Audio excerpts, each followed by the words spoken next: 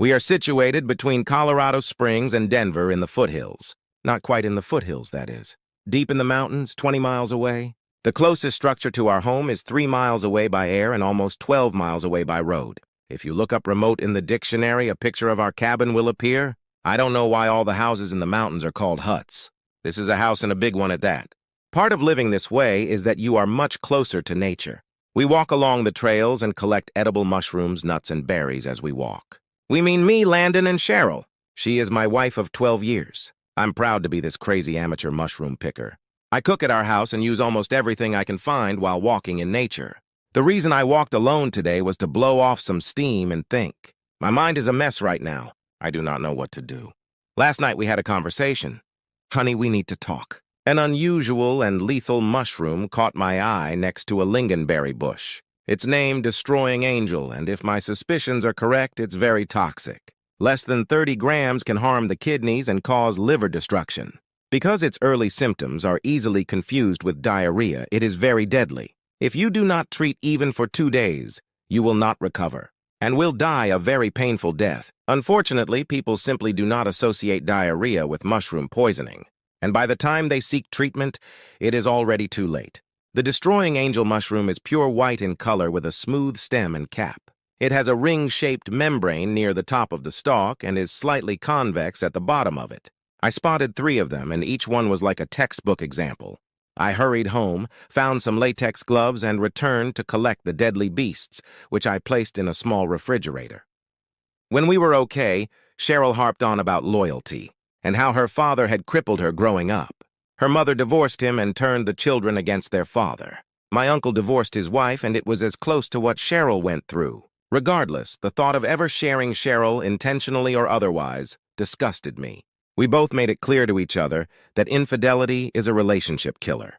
While we were going on dates, we agreed that our intimate past was a thing of the past. Cheryl was too gifted in the art of pleasing me. I, although not a virgin, completely neglected learning how to please a woman.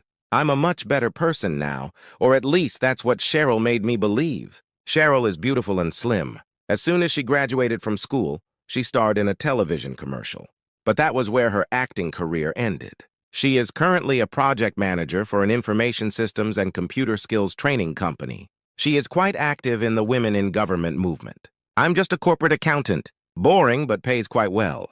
From the very beginning, I was Mr. Geek. I knew deep down that if I had $1 for every woman who thought I was too crazy to date, sooner or later, they would all want to date me. I watch from the side how ladies strive for money. Luckily, Cheryl saw potential in me, and we are now enjoying our life together. There is more and more talk about having children. Darling, we need to talk. The inside of my skull kept pounding. As your life flashes before your eyes, you are overcome with unbearable sadness. Fortunately, things may not turn out so bad from then on. I sat down on one of the chairs at the kitchen counter. Cheryl didn't appear to be crying, nor did she have any tears in her eyes. Her expression is one of determination, in my opinion. I've taken a seat already. Come on! I am aware that prior to our meeting, we never discussed our personal lives. We both decided that this was the past. I'm embarrassed to say that I wasn't always a kind girl. When I was trying to start my acting career, I had to sleep with some of them in order to get into the TV commercials I was in. And why should I find out about this now? One of the agents with whom I had slept is trying to blackmail me. Not that she hadn't already caught my attention, but I sat up straight. How is he trying to blackmail you? I answered a call on my mobile phone from a number that was supposedly my mother's. The caller ID said it was her. It was only after I hung up that I realized it wasn't actually my mother's number. Anyway, this guy said he had a video of me ready to share. He knew what this mole on my inner thigh looked like. Not many people know about this, Landon. So he says that if I treat him very well once a month, he will not distribute this video. I was afraid of what was going to happen. What have you done since he contacted you? I told him to call me back tomorrow. I just spoke to him on the phone. What have I done? I am doing it now. I'm telling you. My heart was pounding in my chest. Inside, I was repeating, yes, yes, come here. We kissed and hugged. Did you know this was being recorded? I never had a clue. I don't know what kind of agent this could be. Should I contact the police? Wait, I suspect that if things don't go according to his plan, a video might emerge. Is there anything in this video that I don't approve of? Cheryl hung her head and the tears began to flow. I was with 2 guys in this video. Cheryl, in this situation, we need a good plan. I drank glasses one after another until I became so drunk that I could not continue my intrigues. The only thing we agreed on was that when he calls tomorrow, she will tell them that I want to see them when they are together. This was the furthest thing from the truth, but we agreed that we would have more time to put an end to this threat. I took the day off and went for a walk in nature. I returned with my small refrigerator filled with deadly angels. Cheryl returned from work. Today, he called again. Did he agree for me to watch? Furthermore, he said that if my weakling husband wanted to learn something, he would be more than happy to oblige and show him. This asshole is a dead man. The who, how, when, and where are yet to be determined. Cheryl and I spent the evening narrowing down our choice of private investigator. After meeting this blackmailer, we want to know everything about him. I don't think you're the only one he pulled this crap on. He probably has a room in his house where he keeps notes. We need to find a way to destroy this collection. Cheryl spoke with the detective and explained how we were planning the introductory meeting. Our intention was to give the detective a chance to work. Thinking about what I could do without going to jail, I came up with a plan.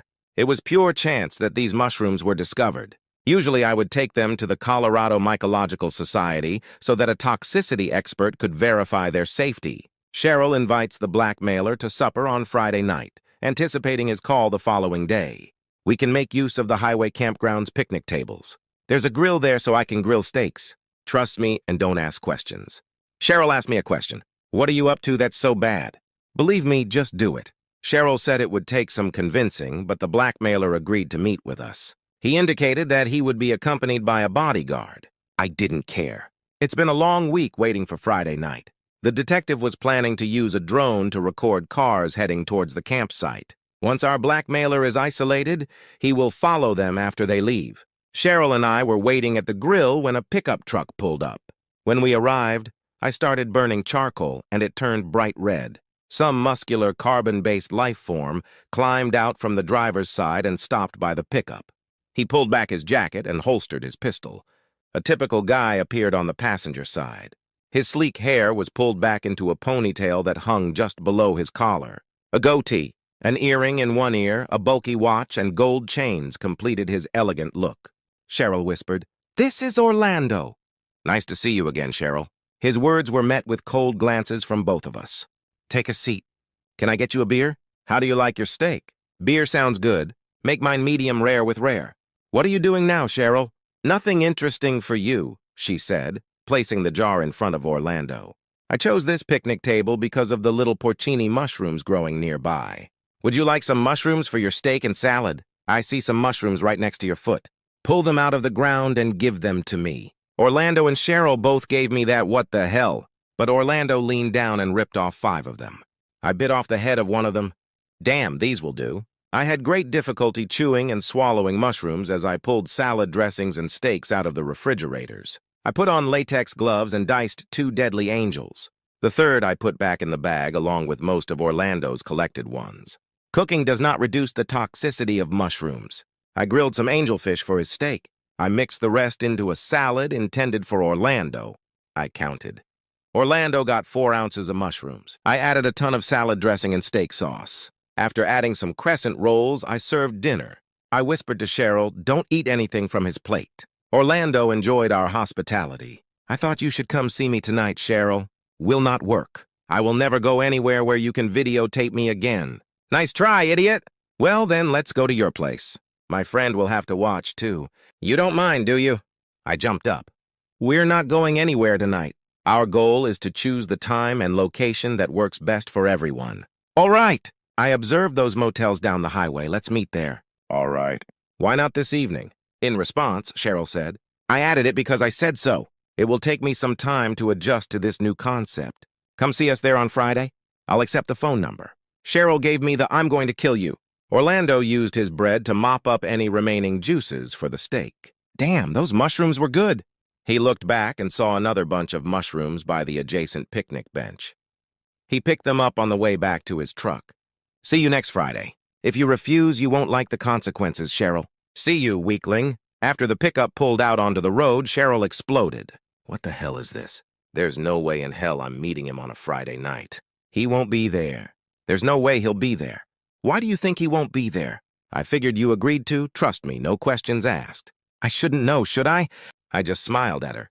In the morning, Orlando made himself a cup of coffee and swallowed 2-day-old donuts. He had spent the entire morning going through his collection of adult videos and trying to use social media to track down where some of those dumb bitches had gone. It was midday when the first attack of diarrhea occurred. The next one happened at 3 o'clock in the afternoon, and by 5 in the evening, the pain became unbearable. The abdominal cramps were severe. On Sunday morning, his room stank. He had a headache. His stomach was still uneasy. He rinsed off in the shower. Orlando ordered pizza for lunch, but an hour after eating it, his stomach was so tight, he considered going to the emergency room. The screwdrivers he absorbed kept him out of his misery until about 10 o'clock in the evening. He was running out of clean clothes. Leaning against the shower wall, he again considered going to the emergency room. Monday morning found Orlando in the fetal position on the floor in front of the bedroom bathroom. He was too weak to stand on his feet. When he tried to use his mobile phone, it slipped from his hands and slid under the bed. He couldn't get it. His cleaner found him unconscious Tuesday afternoon and called 911. The detective Cheryl hired was able to uncover a lot of information about Orlando, including where he lived. I kept checking nearby hospitals until I found Orlando. It was Tuesday evening. By Wednesday night, Orlando's house and its contents were reduced to a pile of ash. Arson was suspected. Half a dozen empty 5-gallon cans were a pretty good clue. A very nervous Cheryl just asked me, "Landon, today is Friday. What's wrong with Orlando?" "I told you he wouldn't be there. We can have a good lunch here? What about his threat? Do not pay attention." Cheryl was just about to say something else when the doorbell rang. "Mr. Nelson?" Looking at his badge, behind his folded lapel so I could see, I said, "It's me. How can I help you, detective?" "We have reason to believe that Orlando Pierce ingested a poisonous mushroom. He said he collected a few when he met you at lunch a week ago. He picked a few mushrooms himself. I think I still have a few of them since we didn't use them all. Come in while I collect them." I found a refrigerator in the garage and gave it to the detective. "Hold it. How's Orlando?" "On life support. I doubt he'll make it to the weekend." Cheryl's eyes sparkled. "Let me know what else we can do to help, detective. Have a good evening, guys." Cheryl watched until the detective's car disappeared from the mountain. "I do not want to know." "I don't want to know." That's what I heard when a naked Cheryl appeared before my eyes. For 3 hours, we made love. On Monday morning, when I asked what room Orlando was in, I was told he was no longer a patient. This idiot turned out to be weak. We heard back from the detective and the Colorado Mycological Society. Can you believe it, Cheryl? One of these mushrooms turned out to be the deadly angel. Orlando was killed by him. How fortunate are we not to have eaten any of them as Orlando did? Orlando's house was set on fire by someone, according to the detective, while he was in the hospital. Let's discuss Orlando's string of misfortunes. Cheryl was not convinced. Silently hearing her repeat was endearing. It is not my desire to know anything. What's your opinion about OP? Thanks for joining us in our stories where revenge is served hot. Please consider subscribing to our channel to ensure your next chef remains loyal. Tune in for the next one to get your revenge appetite fulfilled. If you're below 18, hold on, it's not for the faint-hearted.